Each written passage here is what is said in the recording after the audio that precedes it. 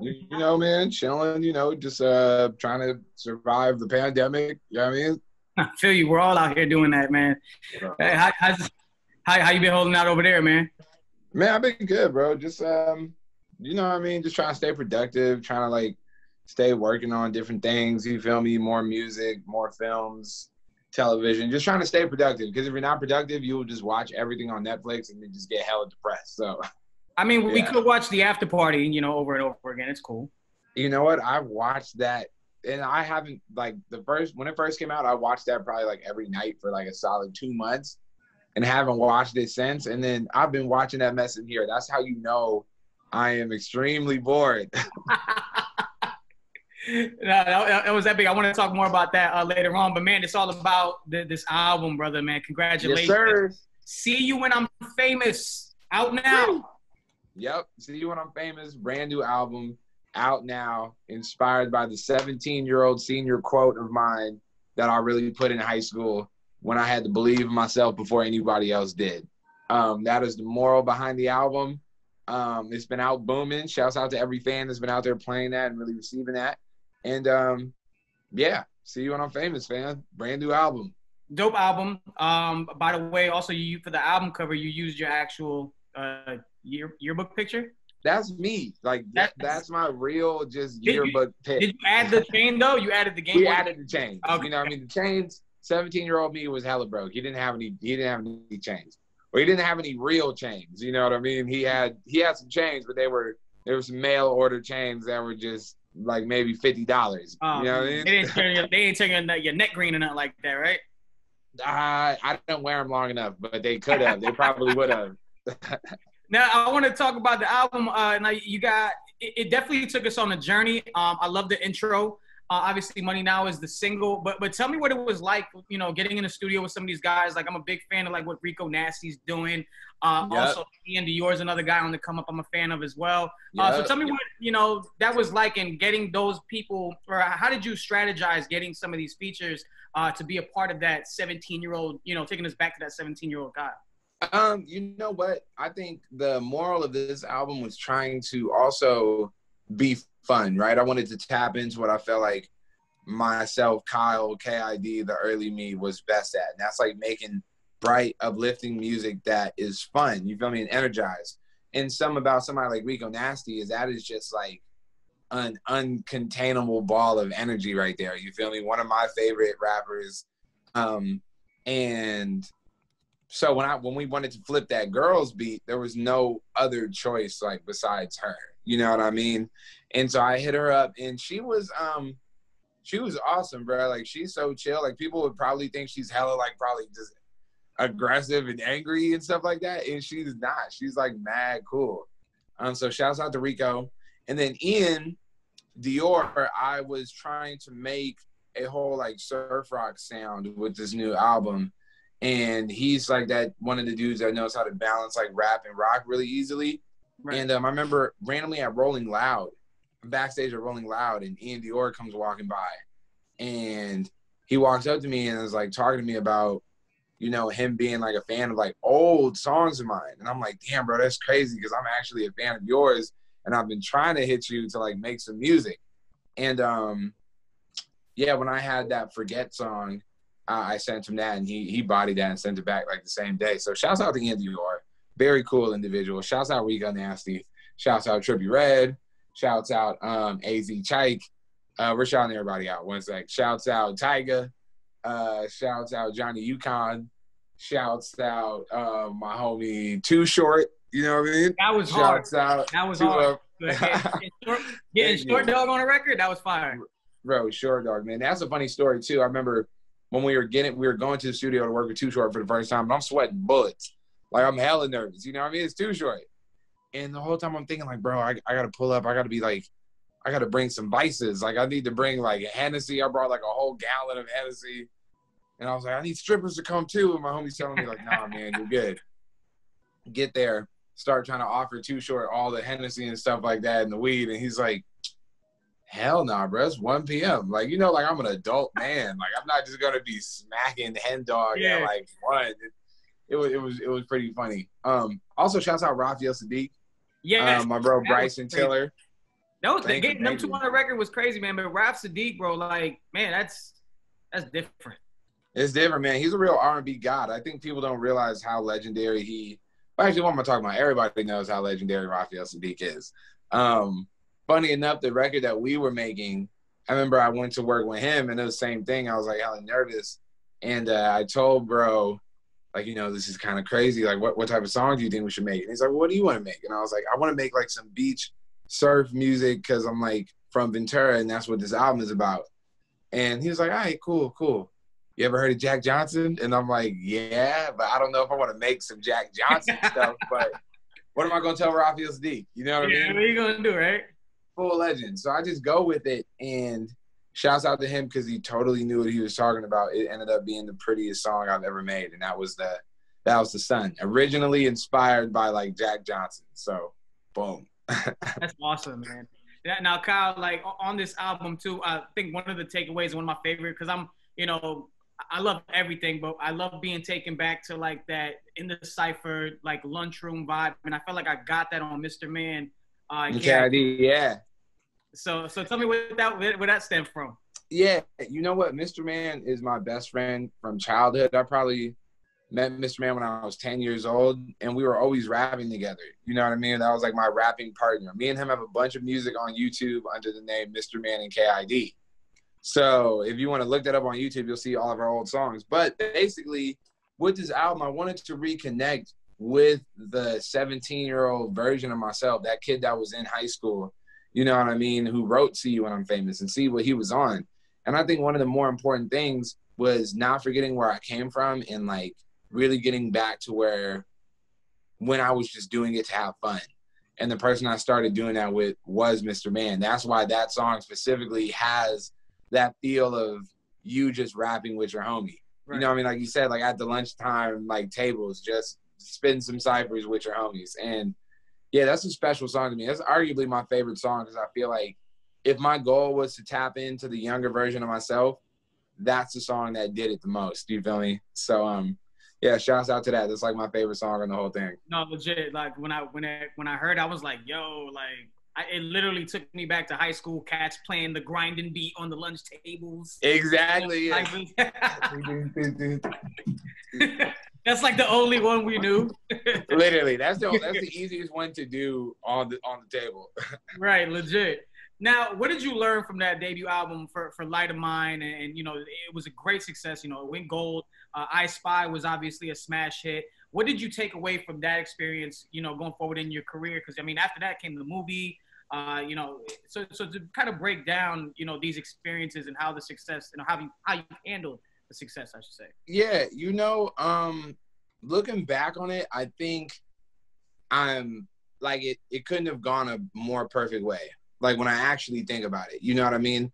Usually when you get all that success at one time, it's always a story of like, oh, I would have done this or I would have done that. And the more I've grown and the more like Light of Mine has set in, you know what I mean? I think it's like 1.5 years old now, or 2 years old. And I'm so happy that I made that project the way I made it, because at the time, everybody didn't realize really what I Spy was about. You know what I mean? They had no clue it was like this song trying to counteract being sad.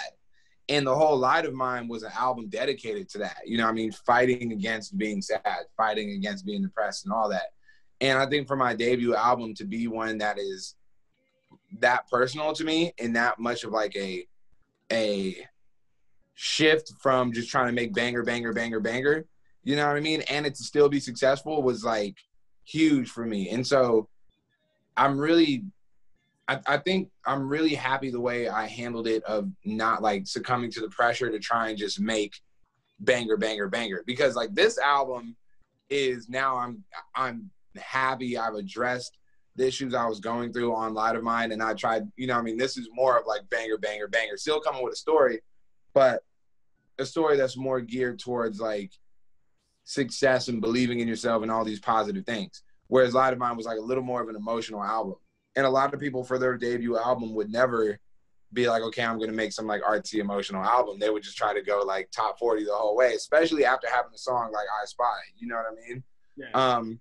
But yeah, man, I think honestly, like that whole era taught me a lot about who I am as an artist and what I'm going to do with my time here on this planet. You feel me? And am I going to chase, even though we have 3 platinum singles from that album, you know what I mean? We have I Spy, we have Playing With Me, we have Hey Julie. Like, there's a lot of success on that album, but I'm glad that I like established myself as somebody who's not going to chase that success. I'm going to chase helping people. I'm going to chase expressing myself. I'm going to chase trying to be a true artist. So it was fire.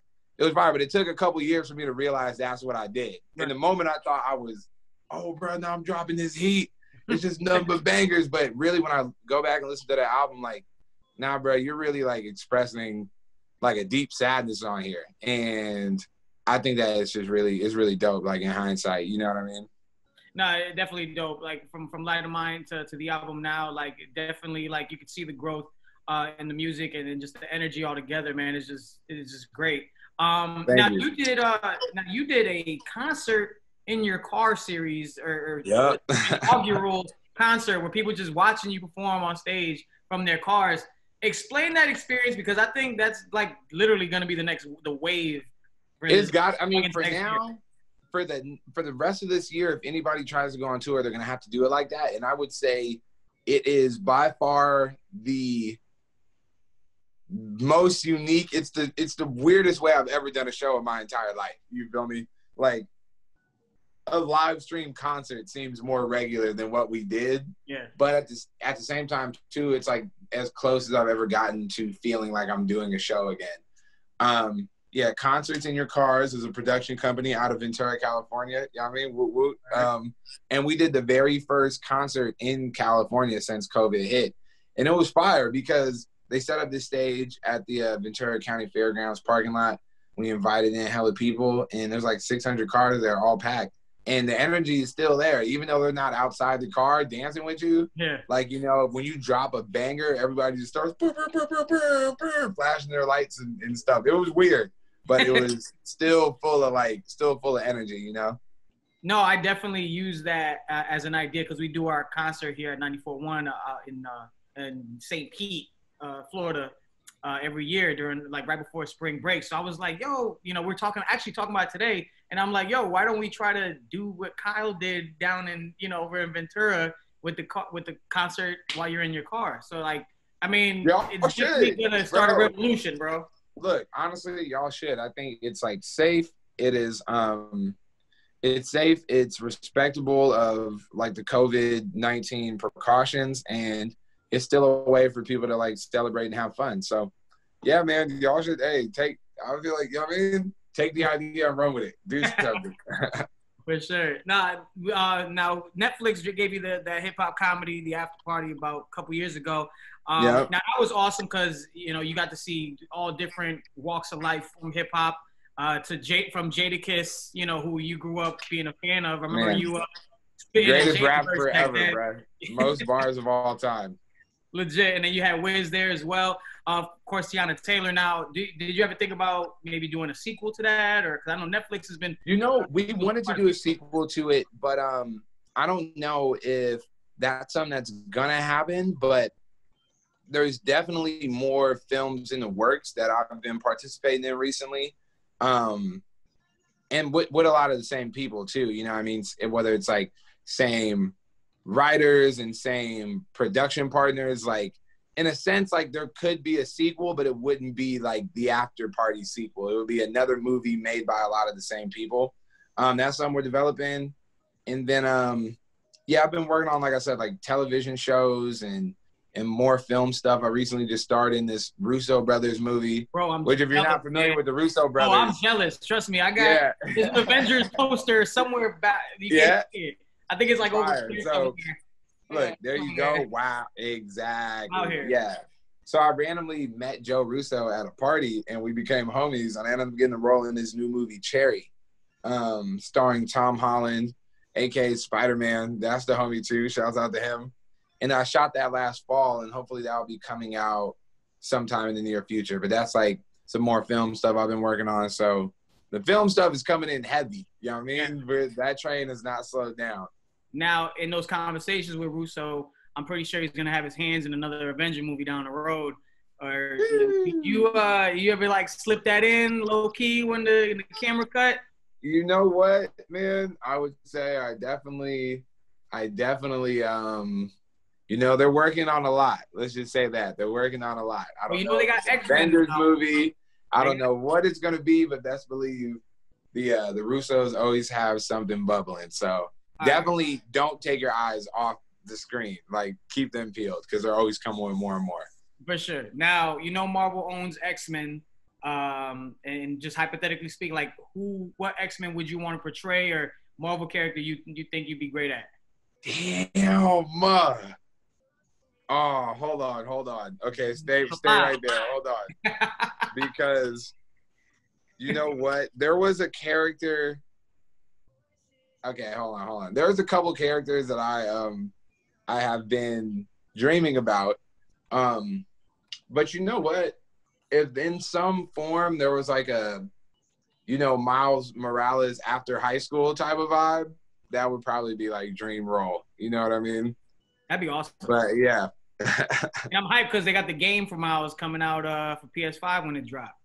Yeah, that's gonna be fire. And I know you're a game guy, so what have you been playing lately? Damn, what I've been playing lately, man. I've been playing. Honestly, I love Elder Scrolls so much. I've been like sort of back playing some of their older games, Morrowind and stuff like that. But also, I'd like to say I would also, for the X-Men question, if I could add like 150 pounds of pure muscle, bro, I'm trying to be Bishop all day long. Yo, you feel me? If I could be Bishop, bro, that'd be lit. You know what I mean? Shoot, yeah, Bishop was fire.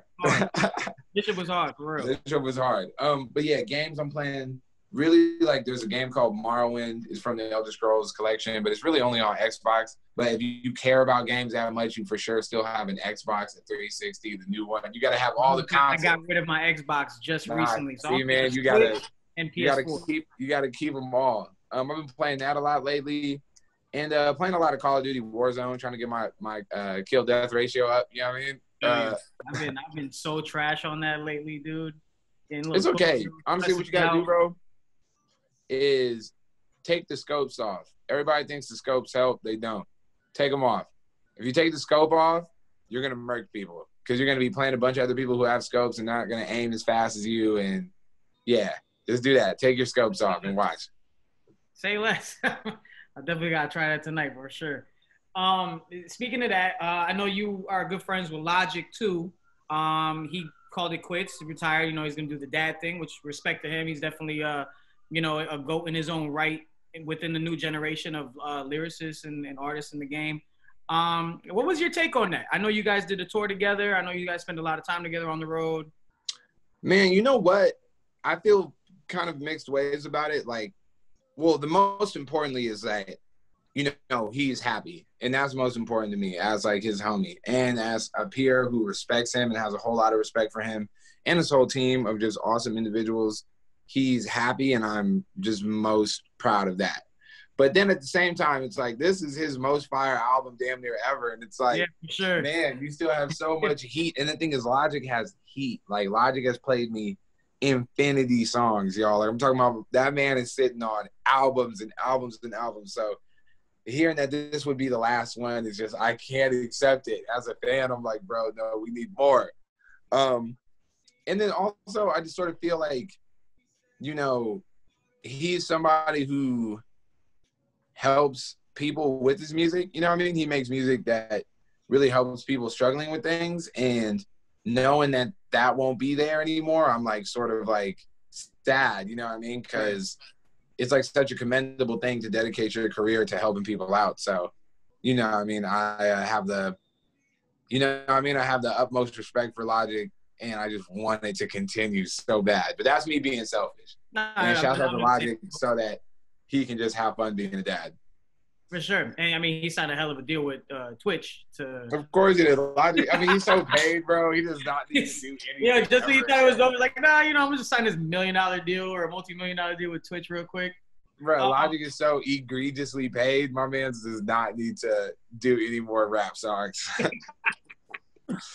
Do you see yourself doing something? Are you on Twitch? Are you on any of these streaming services? I am on Twitch. I'm currently trying to create an actual gaming team, though. You know, because I feel like a lot of a lot of celebrities want to stream on Twitch and play games on Twitch and become like a streamer. But me, I have like real respect for that sport of esports, and I watch people like Huskers and watch people like Swag and watch people like Nade Shot, and like I've been watching these people for years, half a decade or more. And like instead of me trying to pretend like I'm them, I'd rather start a gaming team, find new talent, and put them on a platform to one day be like the next, you know, be the next Nade Shot or the next somebody like that or next Ninja or something. I want to really get myself involved in esports and owning and operating a team. That's what I want to do. Definitely, man. I definitely see that vision too, bro. Because I'm still like, I'm learning it, and because I'm kind of cheap. That's the thing. Like, as much as I want to play COD and be like a pro COD player, like I'm trash. Even if I'm better than all my homies. I'm scared on the grand scheme of things, bro. On the grand scheme of things, like people don't realize, like playing esports, playing a video game with a professional Call of Duty player is the same thing as me and you playing one-on-one with the Lakers. You know what I'm saying? Like, or LeBron James. Like, we're not going to win that ever. You know what I mean? Ever. Like, we're never going to the league. And I think, like, yeah, like, it's a similar thing with esports, but people don't really view it the same way. They think it's, like, not that serious of a sport. But it's like, nah, the talent level is here to there, you know? For sure. And I can attest because a good friend of mine, actually a really good friend of mine, he's part of the NBA 2K League. So yeah, and he's like killing it. He plays for the Cleveland Cavs, my boy O'Leary 2K. But yeah, he gets checks from the NBA. Like, this is real deal stuff. They put him in a crib in Cleveland. And then like, play him in 2K and see. And I played him. I get roasted. Yo, I get ran. I throw the controller. Yeah. So. But, man, Kyle, I really appreciate the time, brother. The album's out right now. See You When I'm Famous. I really dug the album, bro. I definitely had a good time listening to it, and I'm looking forward to more good vibes from you down the road, bro. Hey, thank you very much, man. I appreciate you. I appreciate you for loving and bumping the album. See You When I'm Famous is out right now. And, yes, bro, I got more music on the way, more movies on the way, more everything on the way. So as long as you – here and receptive, bro, I got you. I got more stuff. Yo, and if you get that Bishop role, you know what I'm saying, you better call your boy, man. We got to celebrate that. You know what I mean? Bro, give me some. I got you. And if you start that, you starting that the gaming team, bro. Scream at your boy. I'm gonna try to work on these COD skills. On those skills, I got you, bro. All right, man. Appreciate your time, brother.